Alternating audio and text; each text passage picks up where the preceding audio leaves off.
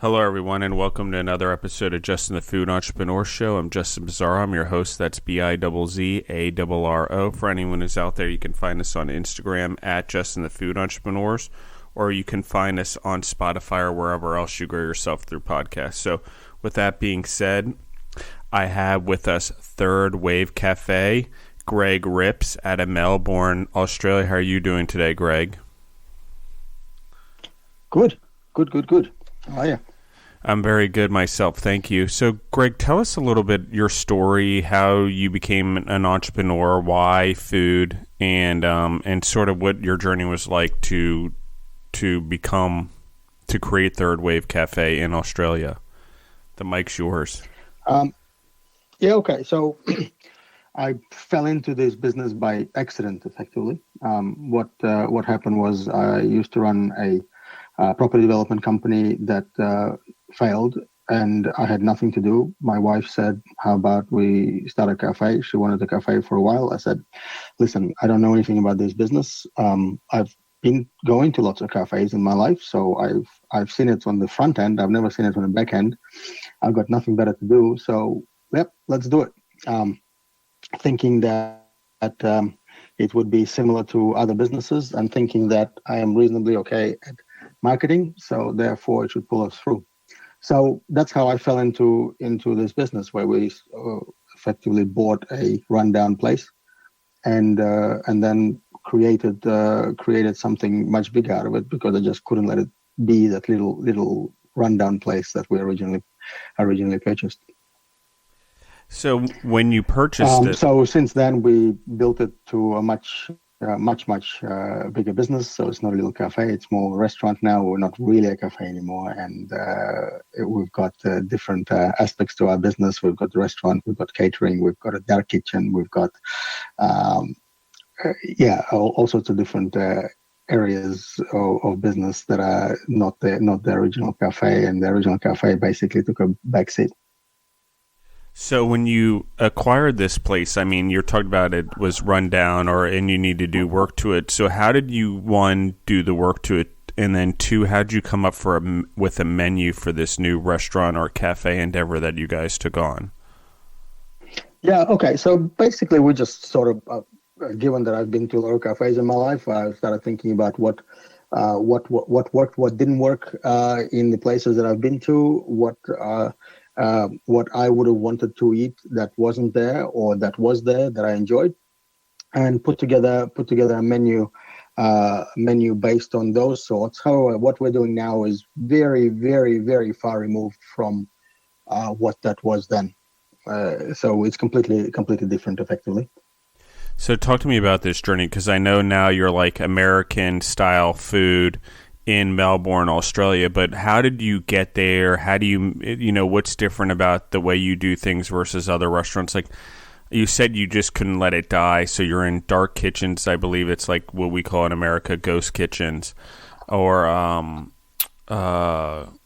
can't remember the other term, cloud kitchens. We use the term also. Well, cloud kitchens, dark kitchens, yeah, there's lots of terms for that. All right, so let me tell you about the journey that we had. So basically, as a cafe, Australian planning laws at that time in that particular spot did not allow us to open at night at all. So the place just traded 7 days a week from 7 a.m. till 3 p.m. And we weren't allowed to open in the evening. So we had to go through various legal proceedings to get us to a position where we could open at night. At which point we sort of sat down and said, well, what do we do now that we can open at night? It has to be a different menu. It cannot be a cafe menu. It has to be something else. And I've been watching all of those shows on TV, Men versus Food and other shows like it. And on TV, every time somebody had American barbecue, their eyes rolled back in their head, because they enjoyed it so much. And I've never tried this type of food. I've been to America prior, but I've never tried that kind of cuisine.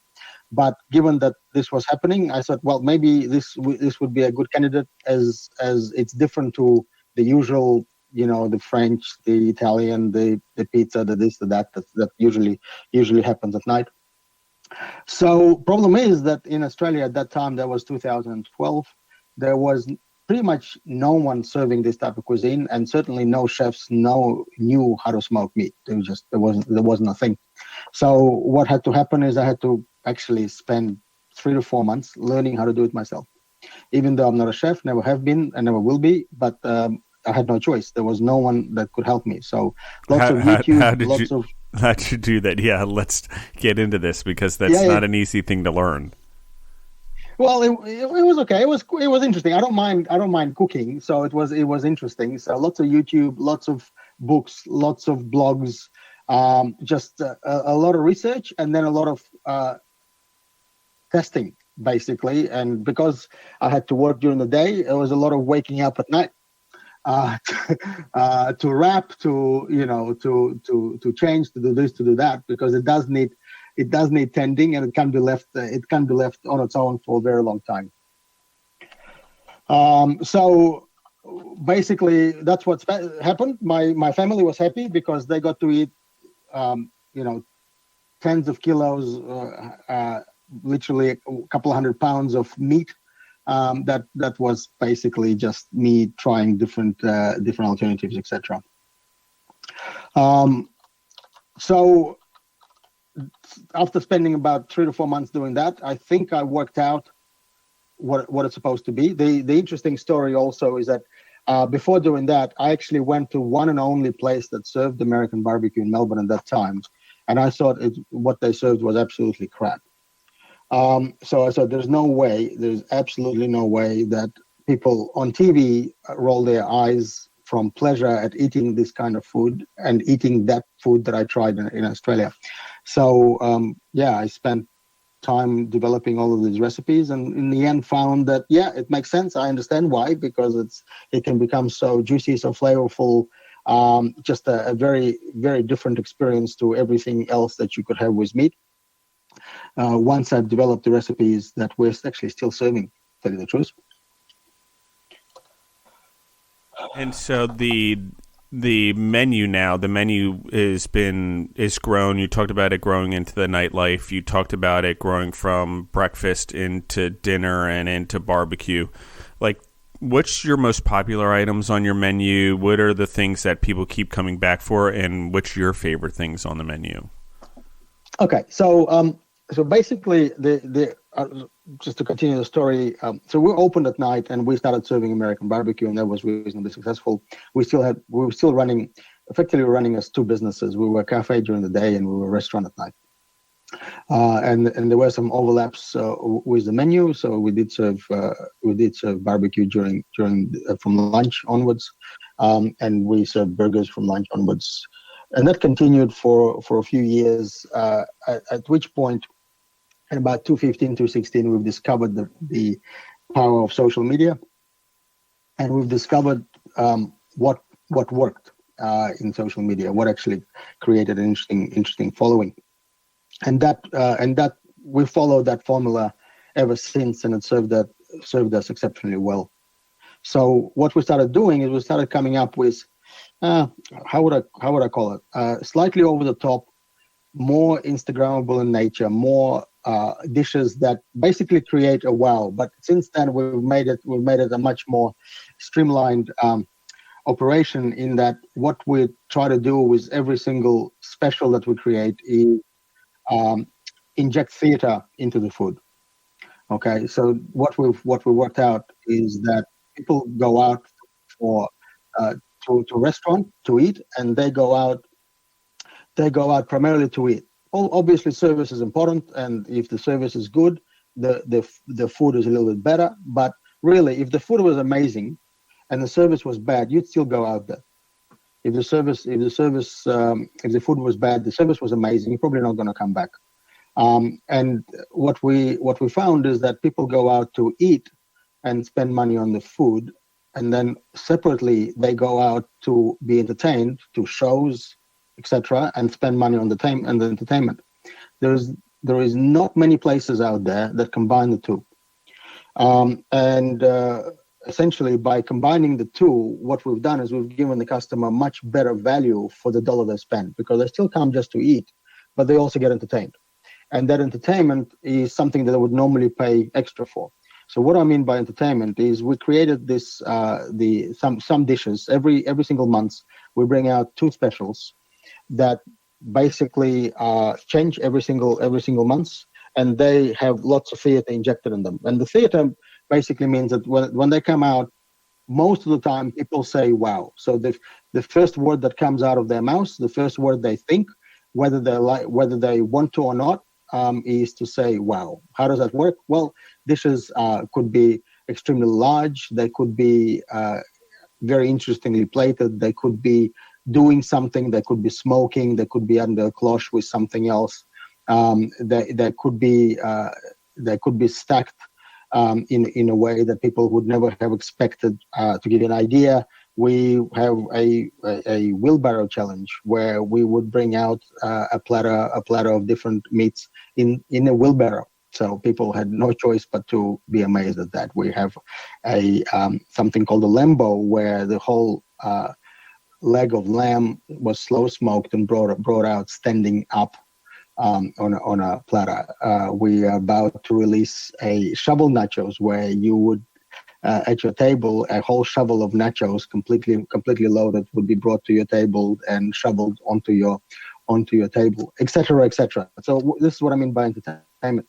So we've realized that seems to work, and we are constantly in research and development mode in creating 2 new specials every single month that would have these elements where effectively people are entertained, and obviously it's tasty. Obviously it has to be tasty and flavorful, etc. But it also has to have entertainment, and that's really what propelled and driven our business forward. That's what's doing all the heavy lifting of our marketing, and that's what's making our videos on socials go quite significantly viral.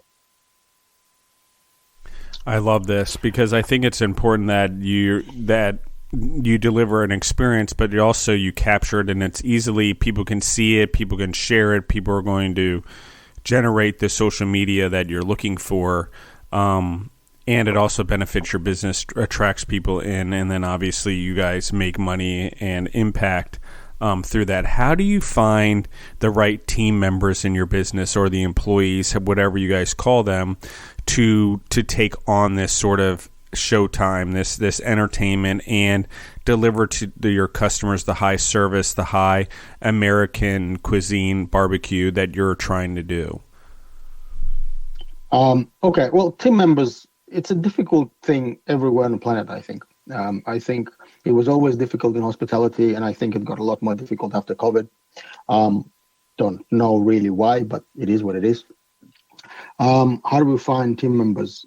Through a lot of, look, I don't have a silver bullet. All I say is that we find them through a lot of searching. Basically, we spend,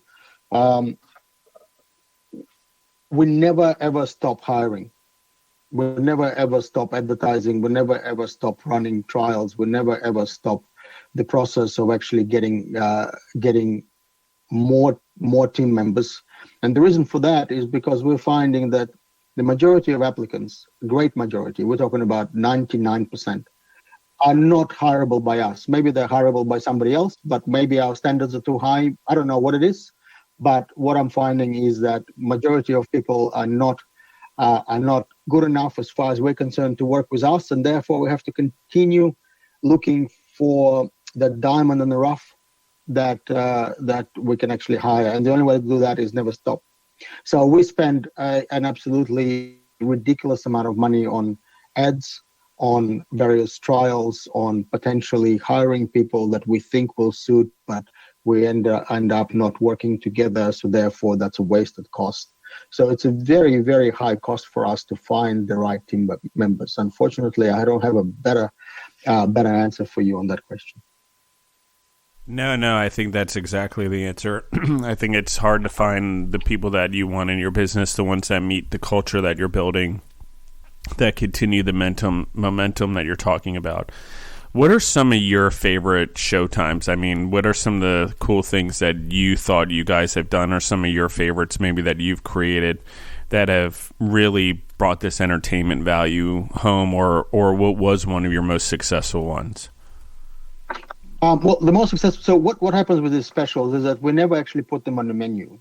We purposely they exist for a month and they disappear. So this is a little bit of the scarcity McDonald's effect, where they bring out something like a McRib every 2 or 3 years, and they make it disappear in 3 months, so that people come out of the woodwork. So we want to create that effect every single month, so that you either if you like it, you better get it that month or not. So but there was two dishes that we ended up putting on the menu because they were so popular and we had so much requests after it left the specials menu to bring it back.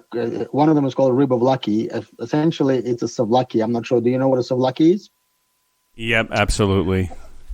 Yeah. Okay. So, but it's a souvlaki the third wave way. So obviously, it's got a whole beef rib together with a bone in it. It's got 3 different meats. It's about the size of 4 to 5 normal souvlakis. That's awesome. And it's got a side of loaded fries on the side of it.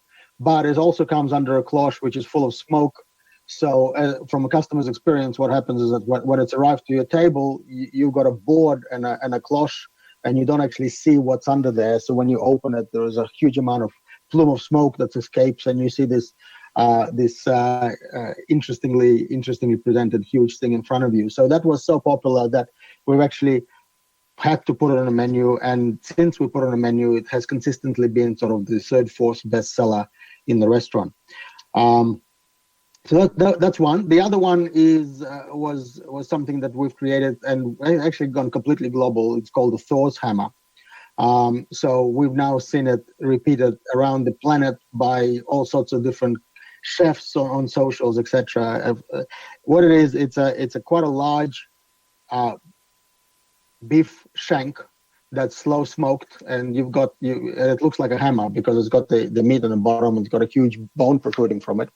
And that's served in a large sort of metal plate, with half of it filled with mac and cheese, the other with chips, and it's got some oink balls, which is another invention, put into it, with some claws as part of the dish, because you need to claw the meat off that bone, and you can pull it apart to whatever you like. So that presentation and that dish again was asked so many times after it became a special, and because it's gone completely viral around the planet, we put that on the menu as well. So that's from 7 or 8 years of doing specials every month. Those are the only 2 that actually found their way on the menu, and they were extremely successful. Our specials generally, we do them. They potentially add to the total revenue, but the primary reason for them is to drive the marketing, and for people to come and try something different every single month if that's what they desire. So hopefully that answers that question. It absolutely answers my question, and I think that this is really cool because you never intended to be in the restaurant business. You never intended to be a food entrepreneur. It just sort of is what life gave you. It's the door that opened up for you. When one opportunity ended, another one opened up for you. So what would you say, what do you find the most fascinating about food? Because you weren't in it before necessarily, although you love to cook, you said. So what has this transition been like? What's it like to be a food entrepreneur? What are some of the things that you're excited about? What are some of the things that you're not so excited about in your daily life, having to deal with this as a very successful growing business? Well, look, the exciting part is I like the creative element of it. So, in our particular business, coming up with new things all the time, therefore always be on the lookout for ideas, concepts. That's interesting. I like the research and development part of it that in our business happens all the time. I like coming up with new methods of doing things, trying them out. It's just something in me that just likes that research and development and trying new stuff. Having customers that enjoy what you do is quite exciting and enjoyable. the negative of this business is obviously dealing with staff. That would be negative of any business, but in this food industry, hospitality industry is especially tough, in my opinion. I've been in other industries in my life, and I don't think there is a harder industry than the hospitality industry to manage everybody, because the staff is so transient, especially in Australia. The front of house basically is not a career option. So what happens is that the people that are working in it to move into something else, and therefore they're not really that invested in doing what they're doing today, because they know absolutely without a doubt that tomorrow they'll not be doing it. So how do you incentivize people that have no interest in following through long term? It's a difficult one. And back of house chefs are an interesting type of people. They probably like doing new things all the time. Therefore, they come and go. Although in our business, we've been able to create enough incentive for people to stay as long as 11 years with us. Some people stayed 11 years, some people 7, some people 8. So we've had very long-term employees, and that's great. But quite a large number would come and go consistently because they just want to try out different things, and that sort of makes sense.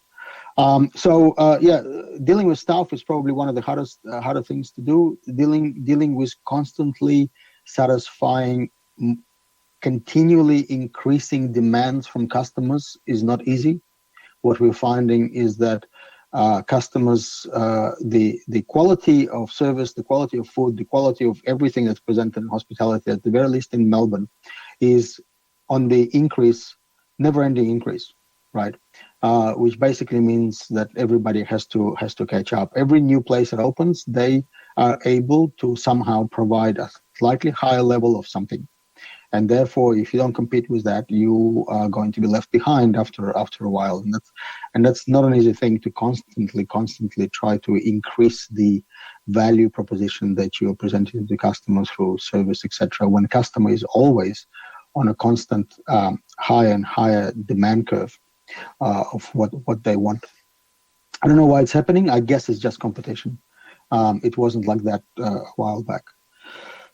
So, and then just the other thing that really annoys me, but it may be just me, is the constant breakdown of equipment. You know, you have to constantly chase and spend a ridiculous amount of money on maintenance, repair, upgrade, replacement of equipment that just never ends. Whatever budget I put up every year for repair and maintenance, it's always blown out of the water by the end of the year. I can't do anything about it. Maybe I'm just stupid and I can't allow enough money, but I increase it every year, and it increases anyway. I find the same thing with equipment, particularly in the food service business. It just never seems to ever not be in a constant rotation, or not needing to constantly pivot and trying to figure out what you need to do in order to get your equipment up and running, or what equipment you need to adjust to so you make sure you have equipment. It's like, or can get food out the door, or what's going off your menu today to make sure everyone keeps going. It's things like that I always find interesting. And the equipment is just, the older it gets, the more problems you have, and it's the thing that produces the food. So employees and the equipment, and even if it goes to robots, you're just going to have something else to maintain, I feel like. So robots is something that we've certainly been thinking about, and from superficially from looking at it, obviously robots are easily replaceable, easily substitutable. So it's my feeling is that the industry is moving towards automation, and that somewhere 10 years from now, there will not be any waiters in anything under the fine dining level, and customers will all order food themselves. Food will come out to them on a robot. They'll pick it up themselves. The only people that'll be there, they'll be cleaning the table potentially, and that's it. And the back of house is going to be at least half automated. That's my view of where we're going.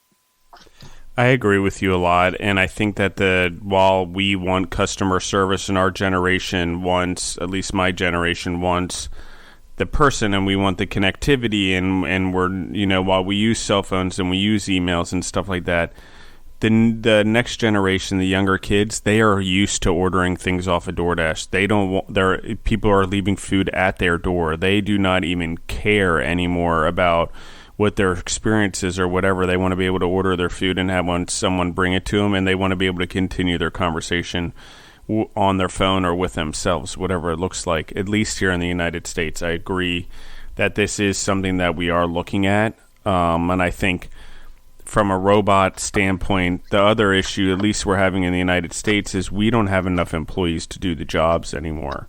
So, like, we just have a shortage of number of employees in the market. So there's that issue as well for at least us here, in terms of us trying to figure out how do we actually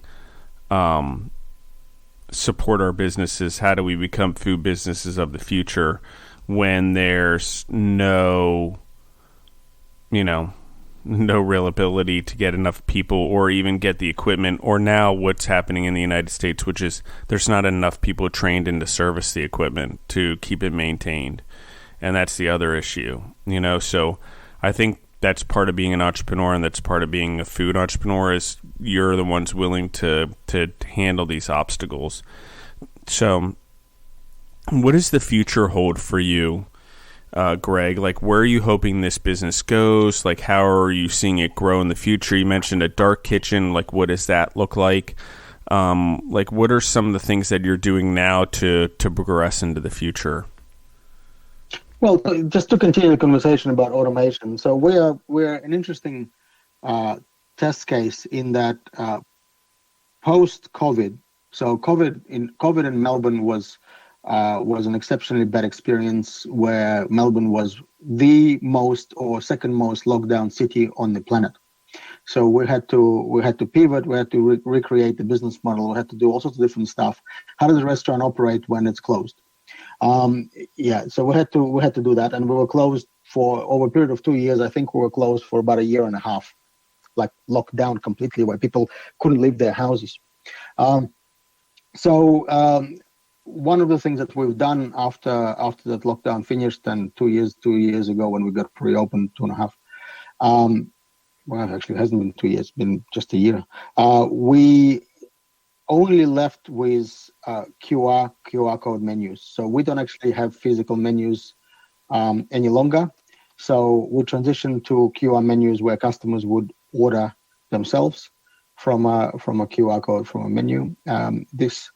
We were fairly unique in doing that. Most other businesses had a QR code, but they also had a physical menu, so customers could actually request a physical menu if they wanted to. We basically abolished physical menus. And we saw what the reaction was by the average customer. The average customer basically broke down into about 30% hated it, absolutely despised it with a passion. About 50% were neither here or there; they didn't mind, and the rest actually loved it. In my experience, if I go to a restaurant these days and I don't see a QR code for ordering, I think I get a bad service, because that means I have to spend time waiting for a waiter to show up. I have to maybe try to catch their attention. That means I have to spend more time ordering than I absolutely need to. That means I'm going to get less information, because you can put a lot more information on a digital menu than on a physical menu. Basically, as far as I'm concerned, it's a worse experience for me. But some people don't believe that. Because in most places, as you said, there is not enough staff. There's not enough trained staff. So therefore, these days, a front of house member, a waiter, doesn't really add any value to your experience, because they haven't been trained enough. If they were perfectly trained, yeah, absolutely, they would be a valuable part of a restaurant experience. But because they weren't trained, all they do is take your order and make mistakes, right? And that's really all that happens. So I can do my order quicker without any mistakes, and be happier with it, and a quicker way of paying. So that's the experience that we've had with digital ordering within the restaurant, inside the restaurant, and we will certainly continue doing that. In regard to future plans, so yeah, look, dark kitchen, we've been running what's called dark kitchens before they were called dark kitchens, before anyone knew what they were dark kitchens, where I realized that you could potentially run multiple similar menus as a virtual restaurant. Effectively, we call it virtual restaurants because they only exist virtually; they don't exist in physical form. So we actually have about 10 different brands coming out as virtual restaurants. We've got Healthy Bowl brand, we've got Greek, we've got Mexican, etc., etc. And the beauty behind those is that the actual ingredients are very similar within the different brands. All we do is effectively repackage, because how's a souvlaki different to a burrito? It's basically a different package of similar ingredients. So what we've found was a way to create multiple menus out of a few core ingredients with a few modifications, and therefore they could be called different brands, different cuisines, etc. So, and then the next expansion path is we're about to engage on the franchising path, where we're hoping that we can attract enough people that are interested in what we do to open other venues across Australia, potentially the world, as we're getting lots and lots of requests on our social pages to open here, there, and everywhere after people see our food. Well, and I'm sorry. I mean, you also mentioned like a different variation on your Instagram. I saw you guys have like 12 different burgers. Like, talk to me about the 12 different burgers also, because I think you have a lot of variety. You have a lot of things that you guys are good at. You have these different kitchens that are going in. The burger thing, which is how I found you guys in the first place. I think I tracked down some of your burgers. Tell me about those. Like, what are they? How did you come up with those specifically? Yeah, so burgers. So really, the burgers came from.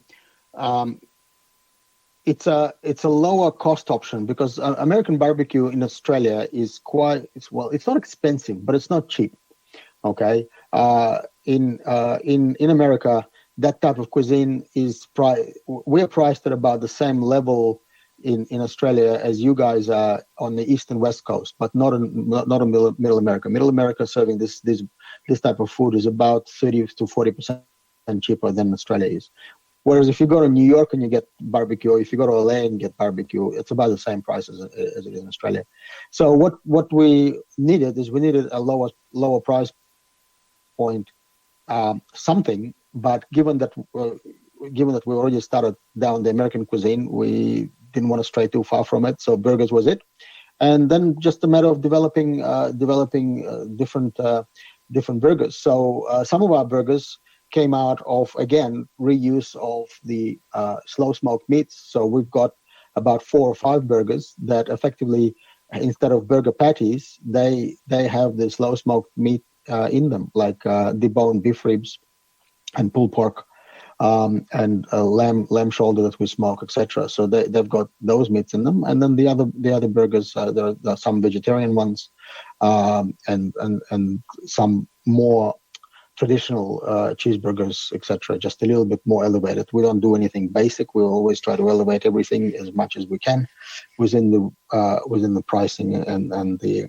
ability to charge what we need to charge at a lower price point. So that means that if you came to us for American barbecue in American dollars, you would be spending around 35 to 40 US per head.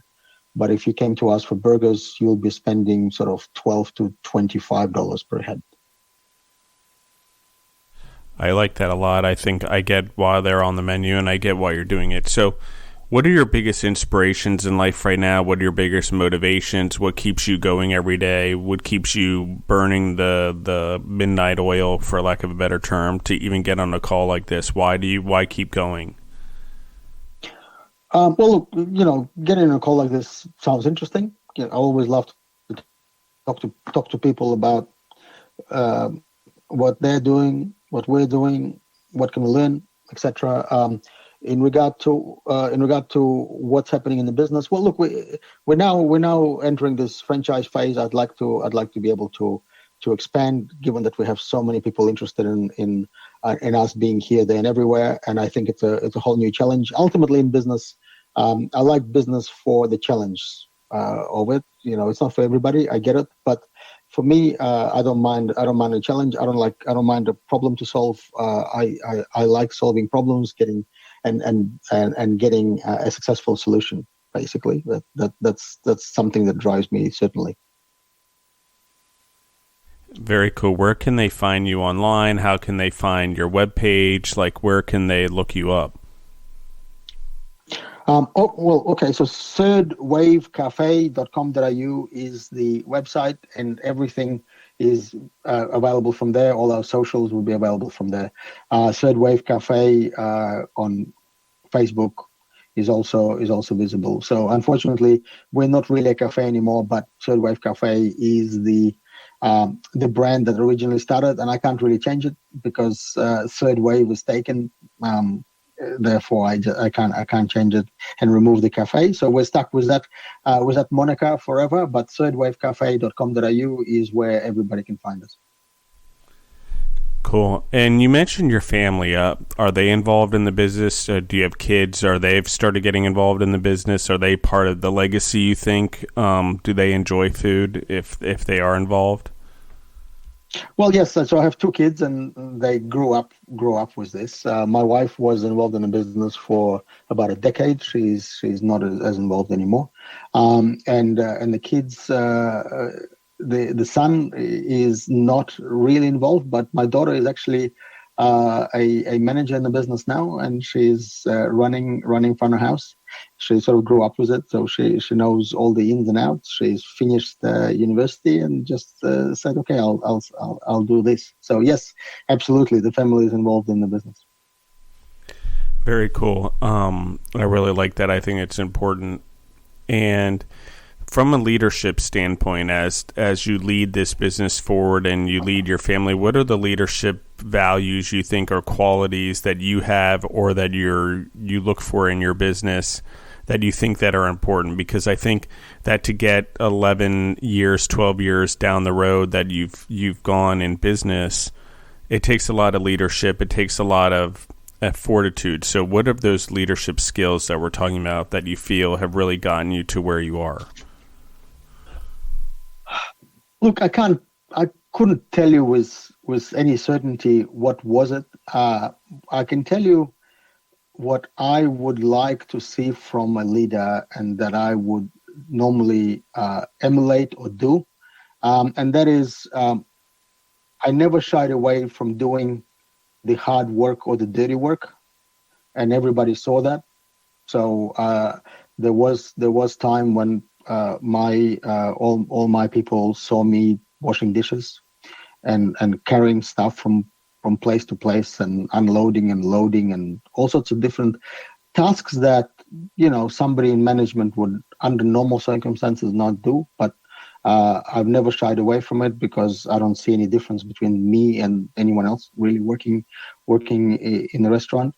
The other thing that I really like about other leaders, and certainly try to do, is quick and certain decision making. So I think one of the things that makes everyone very nervous around you is if whoever is in a leadership role is not able to come up with a final decision and move on it and act on it, and deliberates and doesn't give anybody certainty. So giving people certainty about what happens either in a normal operations or under extreme operations or emergency operations make everybody feel a lot safer, a lot more sure what's going to happen, and therefore everybody can just get on with business and not worry about uncertainty. Uncertainty just kills morale, as far as I'm concerned. And finally, just potentially with leadership, if a leader comes up with concepts that actually work, okay, that just builds more and more certainty or belief in the fact that where people are, they're in the right place. right? And that somebody is going to take care of them because they keep coming up with new concepts, new processes, new ideas that seem to work. Obviously, not everything works. Probably many more things don't work. But there's enough things that work, and people see it, that they then build a certain level of potentially respect. But just ultimately, I don't really mind respect or not. It's just certainty that things are going well, and that somebody is constantly on a lookout and in action to do something else, to do it better, to improve things. Very cool. I love it. Is there anything that you want to share with the audience, or you want to share with the world, or you want to make sure that gets out there to anyone who wants to be an entrepreneur or is thinking about going into the food space, that you'd want to share before we end everything? Yes, there is a thing that bothers me about every business. Well, I shouldn't say every, but let's just say the majority of businesses out there in any field, but definitely food business. Okay, is that food business is extremely finicky when it comes to costs. Okay, costs can blow out in the space of a second. It is very difficult to predict what your costs are going to be, due to the fact that labor changes in its efficiency, in its cost, food changes, etc., etc., etc. And what businesses are not doing is they're not pricing their product correctly. And this is my gripe for every single business. I walk into a business and I just feel sorry with most businesses I walk into, because they're just leaving a ridiculous amount of money on the table for absolutely no reason. Everyone that's scared about raising their prices should not be. Everyone that's scared about raising their prices, they don't seem to understand the maths. And I'm gonna talk a little bit about the maths, even though I sound pretentious, but I'm going to do it anyway, because if that helps anybody, I think it's a good idea. So if you are everybody's income comes from the top line of the business. So in other words, if it costs you, let's say, $10,000 a month to open your doors, and you have let's say $10,000 in sales, well, you broke even. Let's just do very basic numbers without being complicated about it, right? So if you turned over $11,000, then hopefully you made $1,000. But that $1,000 comes from that additional $1,000 in turnover. So it's from the absolute last dollar is where you make your profit, right?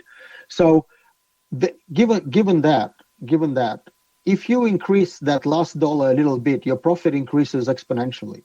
So in other words, under the same example, if it costs you $10,000 to open your doors, and you turn over $11,000, then you made $1,000. But if you turn over $12,000, it didn't cost you any more than $10,000 to open your doors. So now you've doubled your profit.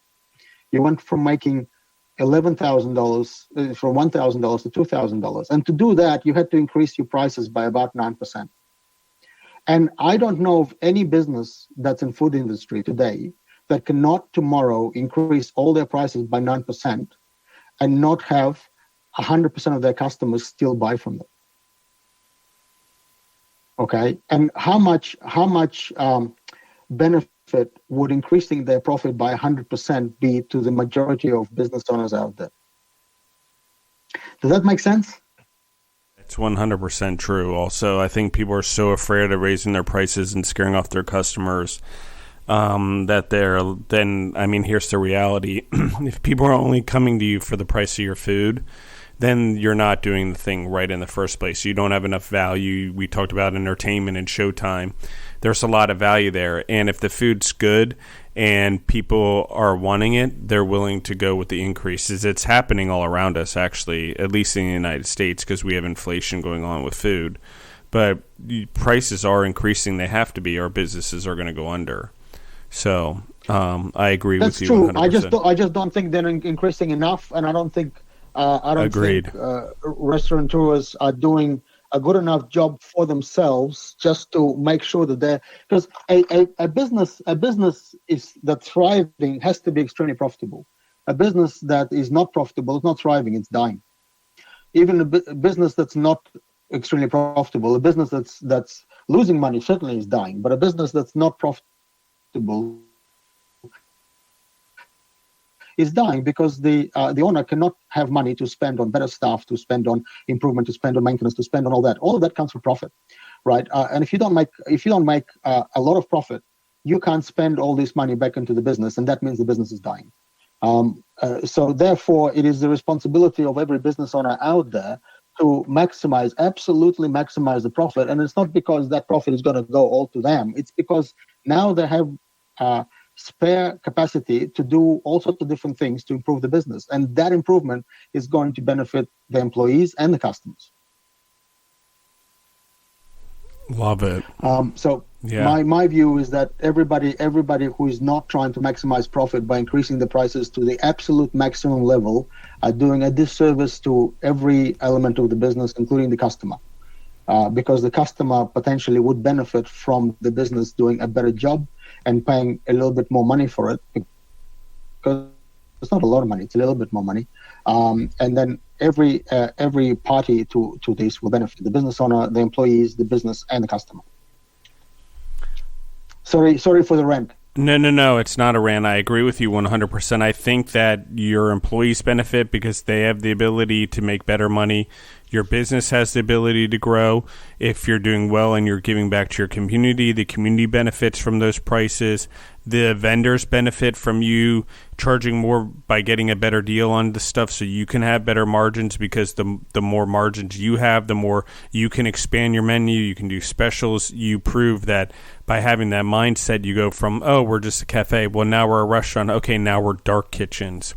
So I think all of that stuff is spot on, Greg, and exactly what you're saying. Is there anything else you want to add to that before we go?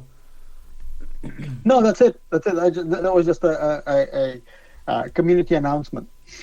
Yeah, no, I agree with you 100%. I think it's 100% exactly what you said. I think we can't be afraid of charging what our worth is and getting the most out of it. And if we have high quality products, we shouldn't be afraid to charge the high quality price for it.